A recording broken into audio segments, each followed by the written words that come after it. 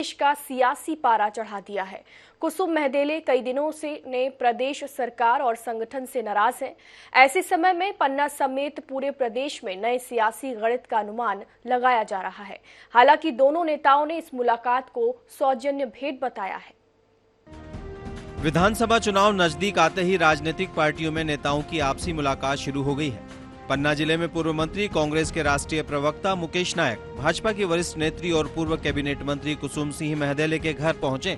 दोनों नेताओं के बीच लंबी चर्चा हुई। दोनों पन्ना जिले की राजनीति में लंबे समय से सक्रिय रहे हैं। कुसुम सिंह महदेले पन्ना विधानसभा व मुकेश नायक पवई विधानसभा से चुनाव लड़ते रहे हैं। पिछले चुनाव में कुसुम महदेले की पार्टी ने टिकट काट दी थी और मुकेश नायक पवई से चुनाव हार गए थे। इस मुलाकात को नए पन्ना के नए सियासी समीकरण के रूप में देखा जा रहा है।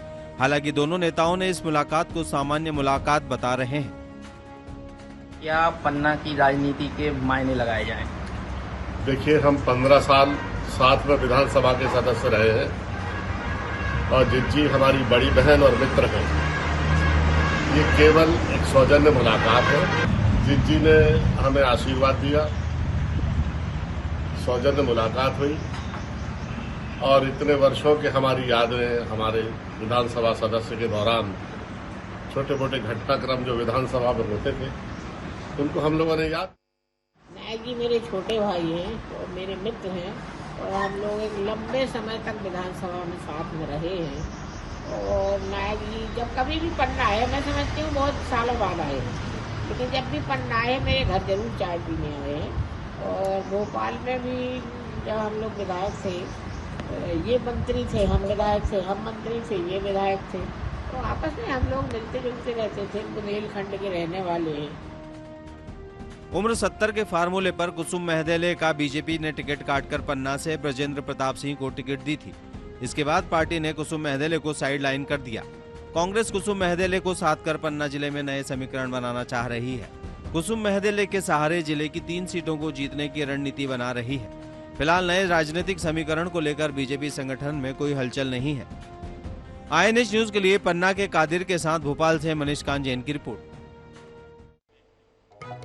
कांग्रेस में शामिल होने के बाद दीपक जोशी बुधवार को पहली बार पोलाई कला पहुंचे। मीडिया से बातचीत में दीपक जोशी ने बीजेपी सरकार पर जमकर निशाना साधा। पूर्व मंत्री ने कहा कि मेरे पिता ने जिस पार्टी को अपने पसीने से सींचा, उनका प्रदेश सरकार एक स्मारक तक नहीं बना सकी। बीजेपी और कांग्रेस की कार्यशैली में अंतर पर दीपक जोशी ने कहा कि बीजेपी में मंत्रियों और मुख्यमंत्री के बीच तालमेल नहीं है। सिंधिया के आने के बाद पार्टी में गुटबाजी बढ़ गई है।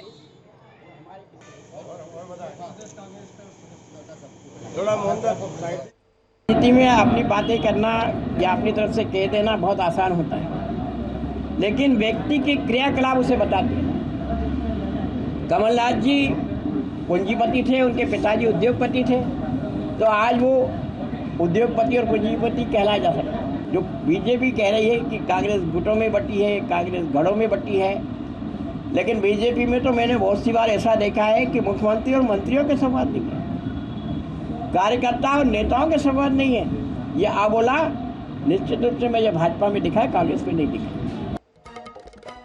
मध्य प्रदेश में पूर्व मुख्यमंत्री दिग्विजय सिंह के लिए बीजेपी ने एक समय बंटाधार नाम दिया था। अब बीजेपी ने पूर्व मुख्यमंत्री कमलनाथ को झूठनाथ बताने में जुटी हुई है। सियासी हालात ये सवाल है कि क्या नाथ को टारगेट करके बीजेपी 2023 की जंग फतह कर लेगी। बीजेपी ने दिग्विजय सिंह के बाद कमलनाथ को नया नाम दिया है। 2003 के विधानसभा चुनाव में बीजेपी ने दिग्विजय सिंह को बंटाधार कहना शुरू किया था। 20 साल बाद 2023 के चुनाव में कमलनाथ बीजेपी के सीधे निशाने पर हैं, जिसके लिए बीजेपी ने उनके लिए झूठनाथ नाम इजाद किया है। बीजेपी ने कांग्रेस के किसान कर्ज माफी, नारी सम्मान योजना और 500 रुपए में सिलेंडर देने जैसी कई घोषणाओं को लेकर कमलनाथ को झूठनाथ कहना शुरू किया। प्रदेश कांग्रेस अध्यक्ष कमलनाथ की काट तलाशने की कोशिश में बीजेपी ये नाम लेकर आई। प्रदेश के गृह मंत्री नरोत्तम मिश्रा कमलनाथ को झूठनाथ बता रहे हैं। वो एक दिन का शो था उनका और उसमें भी उन्होंने ये गलती की है, क्योंकि उनको देना तो है नहीं, सरकार उनकी आना नहीं है, इसलिए झूठ पर झूठ बोले जा रहे हैं। सिर्फ झूठ के सहारे पर वर्तमान में कांग्रेस चल रही है। कितना और झूठ बोलेंगे झूठनाथ जी। दिग्विजय सिंह के बाद कमलनाथ के खिलाफ बीजेपी के नए नाम को लेकर कांग्रेस का कहना है कि बीजेपी के नेता झूठ बोलने का काम करते हैं। कांग्रेस बीजेपी की सोच पर भी सवाल खड़े कर रही है। वैसे तो नर धन उत्तम बराबर नरोत्तम, मतलब उत्तम नर का उनका नाम है, लेकिन उन्होंने जिस तरह से एक सीनियर लीडर को आप सामने मिलते हो तो सम्मान करते हो और आप इस तरह के शब्दों का प्रयोग करोगे, हमें आपत्ति है आपसे कि आपको ऐसे शब्दों का प्रयोग नहीं करना चाहिए। 2003 के विधानसभा चुनाव में बीजेपी का बंटाढार जमकर चला था। बीजेपी 2 दशक से दिग्विजय सिंह के खिलाफ इस शब्द का इस्तेमाल कर रही है। अब 2023 में कमलनाथ के लिए भी नाम गढ़ने की बीजेपी की कोशिश कितनी सफल होती है, ये तो चुनाव के नतीजे ही तय करेंगे। भोपाल से मनीष त्रिपाठी की रिपोर्ट। प्रदेश बीजेपी अध्यक्ष वीडी शर्मा ने कमलनाथ पर निशाना साधते हुए कहा कि झूठ पर राजनीति नहीं होती, फरेब पर राजनीति नहीं होती, आश्वासनों पर राजनीति नहीं होती। वीडी शर्मा ने पूछा, कमलनाथ बताएं, 15 महीने आपकी सरकार थी, आपने गरीबों के हक और अधिकार को छीनने के अलावा कुछ नहीं किया था। उन्होंने कहा कि शिवराज सरकार लाडली बहनों को प्रतिमाह 1000 रुपए देने का काम कर रही है। आपके झूठ को मध्य प्रदेश की जनता ने पहचाना है, इसलिए ये जनता अब गुमराह नहीं हो सकती। शर्म करे वो शर्म, झूठ पर राजनीति नहीं होती, फरेब पर राजनीति नहीं होती, आश्वासनों पर राजनीति नहीं होती। कमलनाथ जी, मैं पूछना चाहता हूं, 15 महीने आपकी सरकार थी, आपने गरीबों के हक और अधिकार को छीनने के अलावा कुछ नहीं किया था। भारतीय जनता पार्टी की सरकार की भी योजना, जो गरीबों की हित की योजनाएं थी, उनको भी बंद कर दिया था। किस मुंह के साथ आप ये झूठ बोल रहे हैं?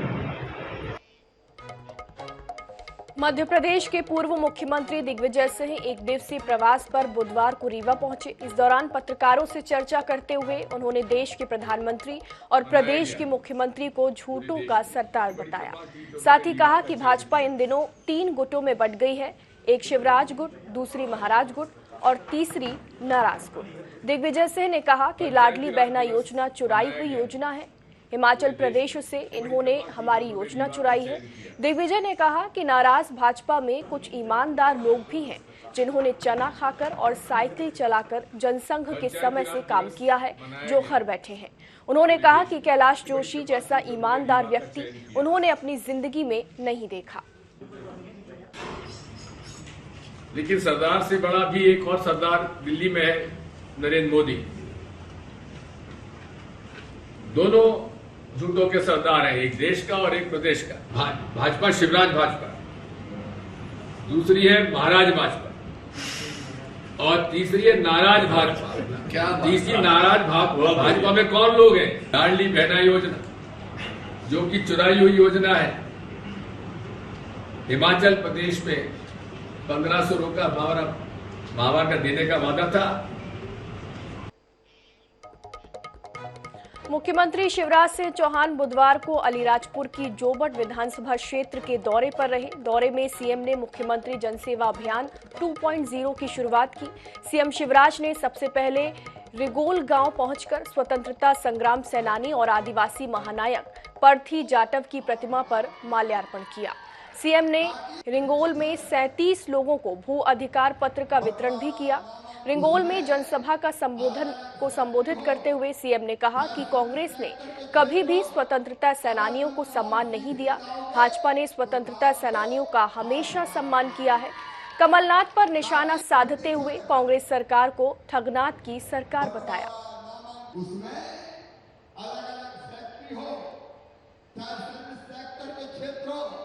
अगर तुम काम सीखने जाओगे तो काम को 8,000 मई से लेके 15 मई तक जो पुरानी लंबित आवेदन है, एप्लीकेशन से अलग अलग 67 सेवाओं की दाखिल खारिज, नामांतरण, बंटवारा, जाति प्रमाण पत्र, आय प्रमाण पत्र, नल कनेक्शन शहरों में, तो अलग अलग चीजें 67 चीजें। तो उनकी जो लंबित आवेदन है उनका निराकरण होगा। सीएम हेल्पलाइन में जो लंबित मामले हैं उनका निराकरण होगा।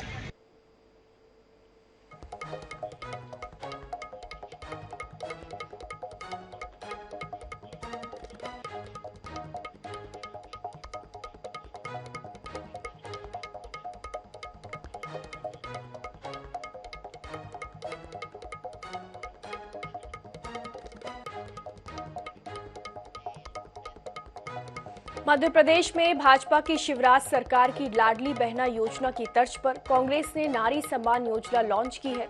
चुनावी साल में प्रदेश की आधी आबादी को अपने पक्ष में करने के लिए राज्य के दोनों प्रमुख राजनीतिक दल सक्रिय हो गए हैं, लेकिन जहां बीजेपी का मजबूत संगठन महिलाओं के बीच जाकर लाडली बहनों को लुभा रहा है, तो वहीं अब कांग्रेस भी अपने कार्यकर्ताओं को नारी सम्मान के लिए मैदान में उतार चुका है। मध्य प्रदेश कांग्रेस अध्यक्ष व पूर्व मुख्यमंत्री कमलनाथ ने मंगलवार को छिंदवाड़ा के परासिया में नारी सम्मान योजना का शुभारंभ किया। उनके साथ ही कांग्रेस ने प्रत्येक जिले में नारी सम्मान योजना को लेकर कार्यक्रम और प्रेस वार्ताएं की और गली मोहल्लों में जाकर नारी सम्मान योजना के रजिस्ट्रेशन फॉर्म भरवाए। भोपाल में कांग्रेस के दिग्गज नेता दिग्विजय सिंह स्वयं मैदान में उतर गए। उन्होंने बीजेपी के गढ़ कहे जाने वाले गोविंदपुरा विधानसभा में महिला कांग्रेस के साथ नारी सम्मान योजना के फॉर्म भरवाए। दिग्विजय सिंह ने इस दौरान शिवराज सरकार की लाडली बहना योजना पर भी सवाल खड़े किए। मेरा तो एक प्रश्न है माननीय शिवराज सिंह चौहान से कि 20 साल बाद ये योजना क्यों याद आई? 20 साल पहले आपने क्यों नहीं किया? जब बहनों से आपको इतना ही आपका सम्मान करते हैं तो बहनों की याद 20 साल बाद क्यों आ रही है, वो भी चुनाव के 3 महीने पहले। वहीं कांग्रेस की नारी सम्मान योजना में एक दिन में ही 1 लाख से अधिक महिलाओं ने फॉर्म भरकर रजिस्ट्रेशन किया, जिसका आंकड़ा पीसीसी में मॉनिटरिंग कर रहे पूर्व मंत्री व इस योजना के प्रभारी प्रकाश जैन ने बताया कि आने वाले समय में मोबाइल के जरिए भी नारी सम्मान योजना का रजिस्ट्रेशन करवाया जाएगा। उन्होंने कहा कि हमारा बीजेपी के संगठन से कोई मुकाबला नहीं है। कांग्रेस का कार्यकर्ता बूथ लेवल पर जाकर नारी सम्मान योजना के फॉर्म भरवा रहा है। इस बात को कहना कि हमारा संगठन बीजेपी के स्तर का नहीं है, अगर कांग्रेस संगठन और बीजेपी संगठन की बात करेंगे तो कांग्रेस संगठन बीजेपी के संगठन से हमेशा से बड़ा था, है और रहेगा। हमारे कार्यकर्ता मध्य प्रदेश के एक भी घर को अछूता नहीं छोड़ेंगे जहां वो ना पहुंचे। बहरहाल कांग्रेस का दावा है कि नारी सम्मान योजना के तहत सभी जिलों से 9 मई की शाम 7 बजे तक प्राप्त आंकड़ों के मुताबिक पहले दिन 1,02,406 फॉर्म भरे गए, जिसको लेकर कांग्रेस कार्यकर्ताओं में उत्साह है और वह घर घर जाकर फॉर्म भरवा कर रजिस्ट्रेशन करवा रहे हैं। कांग्रेस प्रदेश में नारी सम्मान योजना के तहत महिलाओं को प्रति माह 1500 रुपए और रसोई गैस सिलेंडर 500 रुपए में देने का वादा कर रही है, जिसको लेकर कांग्रेस कार्यकर्ता महिलाओं से फॉर्म भरवा कर रजिस्ट्रेशन करवा रहे हैं। बीजेपी संगठन से उनको मुकाबला करने की जरूरत नहीं। नारी सम्मान योजना गेम चेंजर साबित होगी। दिनेश शुक्ल, INS 24/7 भोपाल। इस बीच भोपाल से बड़ी खबर, पूर्व विधायक रमेश शर्मा का निधन। एक कार्यक्रम से लौटने के बाद बिगड़ी थी तबीयत, परिजनों ने कराया था अस्पताल में भर्ती। भोपाल की उत्तर विधानसभा से बीजेपी विधायक रहे हैं शर्मा। इस वक्त की बड़ी खबर, पूर्व विधायक रमेश शर्मा का निधन। एक कार्यक्रम से लौटने के बाद उनकी तबीयत बिगड़ी थी, इसके बाद उन्हें अस्पताल में भर्ती भी किया गया था। बता दें कि भोपाल की उत्तर विधानसभा से बीजेपी विधायक रहे हैं शर्मा और तबीयत बिगड़ने के बाद उन्हें अस्पताल में भर्ती किया गया। इस वक्त की बड़ी खबर आपको भोपाल से बता दें, पूर्व विधायक रमेश शर्मा का निधन हो गया है। ये दुखद खबर, एक कार्यक्रम से लौटने के बाद उनकी तबीयत बिगड़ी, जिसके बाद उन्हें अस्पताल में भर्ती किया गया और अब उनके निधन की खबरें सामने आई हैं।